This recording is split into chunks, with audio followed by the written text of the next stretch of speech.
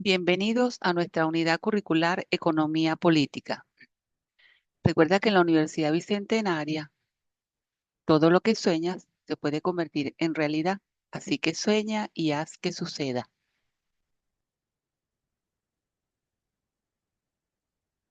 Damos la más cordial bienvenida a nuestra actividad síncrona número 1.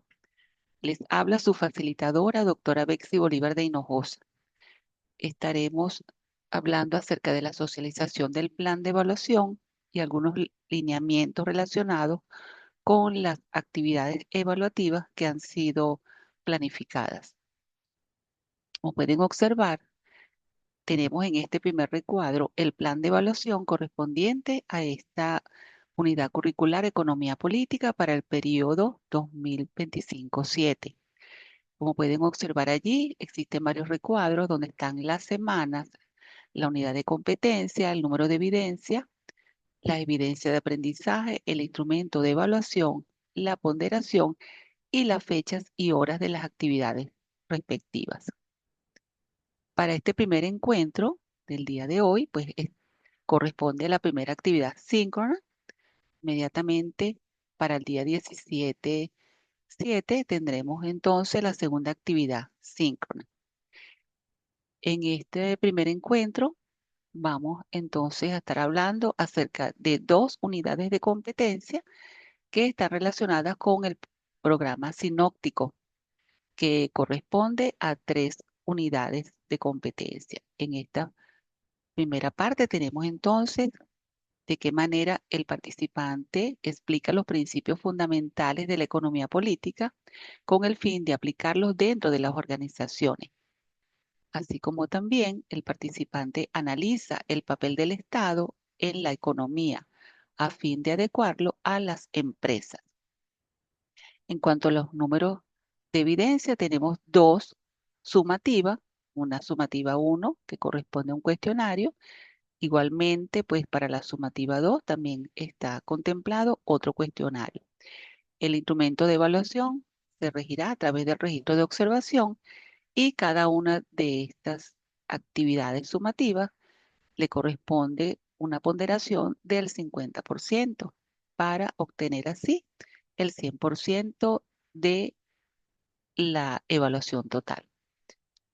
También pueden observar las fechas respectivas que corresponden a partir de hoy, día 10 de julio, finalizando en la fecha y hora de cierre señalado hasta el 1 de agosto de 2025. Ambos cuestionarios, estas actividades sumativas, deberán entonces realizarse en las mismas fechas. En cuanto a la recepción y de validación de las notas, tenemos contemplado la fecha desde el 3/8 hasta el 6/8/2025. Bien, entonces en la competencia general que tenemos acá en esta unidad curricular está señalado de la siguiente manera. El participante analiza las diferentes variables económicas, así como su impacto en las empresas y la sociedad, a fin de interpretar y comprender los fenómenos económicos de una manera crítica y reflexiva. En este sentido, podemos entonces señalar que es una variable económica. Podemos entonces decir que es una herramienta que se usa para medir y analizar diferentes aspectos de la economía. Sirven para evaluar cómo cambian las cosas con el tiempo, tales como el desempleo o los precios de los productos. Permite también entender estas variables y ayuda a tomar decisiones más inteligentes tanto a los consumidores como a los empresarios, que son los responsables de las políticas públicas. Como una unidad de competencia 1, tenemos entonces el enunciado que dice acá de esta manera. El participante explica los principios fundamentales de la economía política con el fin de aplicarlos dentro de las organizaciones. Por supuesto, existen diferentes principios dentro de la economía que deberán ser entonces analizados, interpretados por cada uno de los participantes interesados en esta unidad curricular. Como núcleos temáticos, vamos a contemplar entonces los sistemas económicos a nivel mundial. señalando dentro de estos tipos de sistemas económicos el capitalismo, socialismo y el comunismo. Conceptos fundamentales tales como los sujetos y actos económicos, los elementos que conforman el Producto Interno Bruto, tipos de ingresos e ingreso nacional y el sector público y las cuentas nacionales. Comenzando con la definición dentro de los tipos de sistemas económicos, como ya hemos contemplado acá, lo que significa el capitalismo, socialismo y comunismo. Definimos entonces que el sistema económico es la forma en la que se organiza la actividad económica de una sociedad, la producción de bienes y servicios y su distribución entre sus miembros. De tal manera que podemos entonces hablar que el capitalismo es el sistema económico basado en la propiedad privada de los medios de producción y en la libertad de mercado, que está basado en los siguientes pilares, tanto en la propiedad privada y en el interés propio. La propiedad privada, ya que permite a las personas poseer bienes tangibles como tierras y viviendas y activos intangibles como acciones y bonos. Interés propio, por el cual las personas persiguen su propio bien sin considerar las presiones sociopolíticas. En cuanto a la definición de socialismo, podemos decir que el socialismo es una corriente filosófica, política, social y económica y una ideología que abarca una gama de sistemas socioeconómicos caracterizados por la propiedad social de los medios de producción y la autogestión de empresas por parte de los trabajadores. Igualmente, podemos también señalar aspectos generales del comunismo, definiendo que el comunismo es un sistema social sin clases, con una forma de propiedad pública de los medios de producción y con la plena igualdad social de todos los miembros de la sociedad. Otro aspecto importante está relacionado con los sujetos y actos económicos. Podemos decir que son sujetos económicos las personas y agrupaciones de personas que desarrollan una actividad económica. Las unidades económicas de producción denominadas comúnmente empresas y que tienen como finalidad la producción y o distribución de bienes y servicios. Y que los actos económicos son actos conscientes del hombre para satisfacer sus necesidades.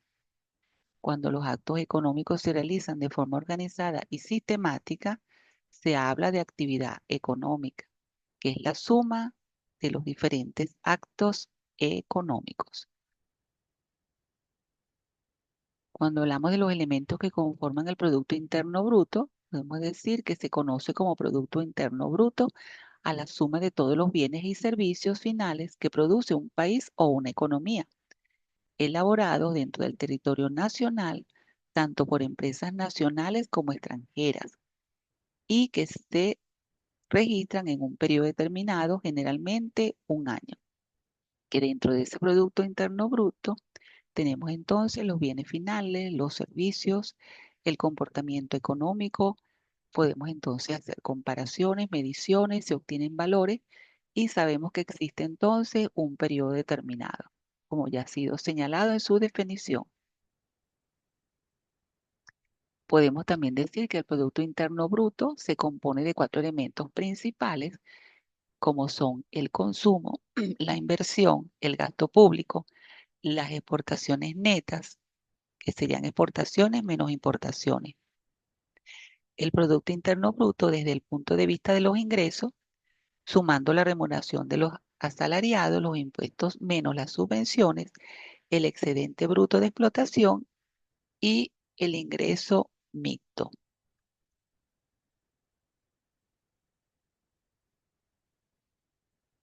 Podemos entonces señalar que dentro de estos elementos del Producto Interno Bruto existe el consumo, que es el gasto de consumo de los hogares en bienes y servicios, tales como alimentos, ropa y transporte. La inversión, que engloba la inversión de las empresas en bienes de capital, como estarían entonces definidas las máquinas, edificios, así como la inversión en investigación y desarrollo. Podemos también entonces hablar de gasto público, que representa los gastos del gobierno en bienes y servicios públicos como educación, salud e infraestructura. Y las exportaciones netas, que es la diferencia entre las exportaciones, que serían ventas de bienes y servicios al extranjero, y las importaciones dadas por las compras de bienes y servicios al extranjero. Hablamos entonces de los tipos de ingreso e ingreso nacional. Y nos preguntamos, ¿qué incluye el ingreso nacional? Podemos entonces decir que los elementos que aportan al ingreso nacional son los sueldos y salarios que reciben los trabajadores, los beneficios que reciben los dueños de las empresas y del capital y los retornos que reciben los dueños de las tierras. Sector público y las cuentas nacionales. Las cuentas nacionales considera básicamente como subsidio las donaciones o transferencias que reciben las empresas públicas o privadas por parte de la administración pública sin contraprestación alguna, que las cuentas nacionales tienen como objetivo principal presentar de manera resumida y coherente los flujos de producción, consumo y acumulación que se dan en un país y todo ello durante un determinado periodo de tiempo. Entonces podemos decir que dentro de las cuentas nacionales tenemos la cuenta capital, cuenta corriente, los balances y la cuenta financiera.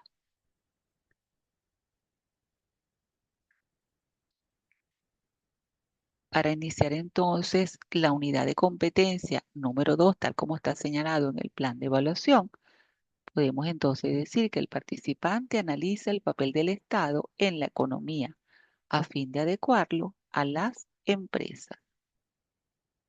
En este sentido, podemos decir que en Venezuela el Estado participa en la economía para promover el desarrollo, generar empleo, redistribuir la riqueza y también busca proteger el ambiente y la soberanía económica del país, donde debe existir el aprovechamiento de los recursos sustentables que están presentes en Venezuela.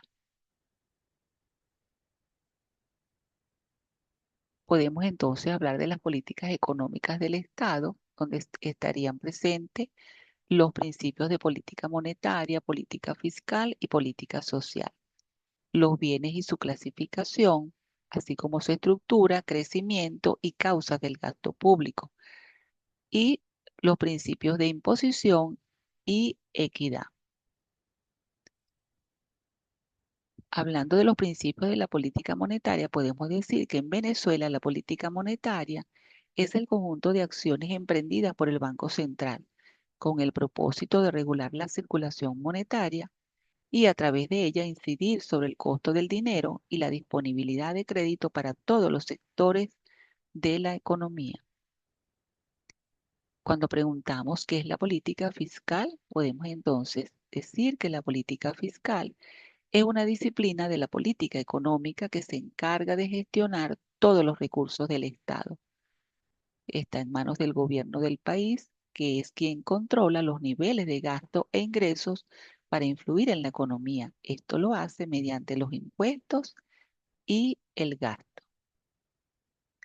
Entre los aspectos importantes podemos mencionar que la política fiscal es una herramienta clave del gobierno, usada para gestionar los ingresos y gastos del Estado, impactando directamente en la economía, que tiene un rol importante en estabilizar la economía y fomentar el crecimiento, invirtiendo en áreas como investigación, educación e infraestructura. También podemos señalar que la política fiscal intenta que la riqueza se reparta de manera más equitativa y que ella no trabaja sola, ya que la política fiscal se une con la política monetaria para mantener la economía equilibrada como un dúo dinámico. Se hacen llamar la política económica. A través de la política fiscal, los gobiernos tratan de influir en la economía del país, controlando el gasto y los ingresos en los diferentes sectores y mercados con el fin de lograr los objetivos de la política macroeconómica. El gobierno influye en la producción y el empleo dado un nivel de precios.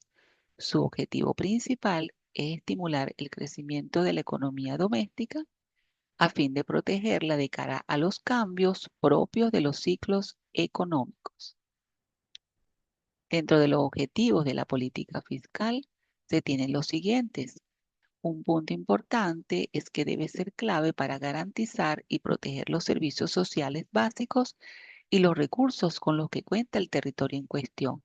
Se trata pues de una gran responsabilidad, ya que las decisiones tomadas en este ámbito afectan considerablemente a la vida cotidiana, al empleo y a los precios.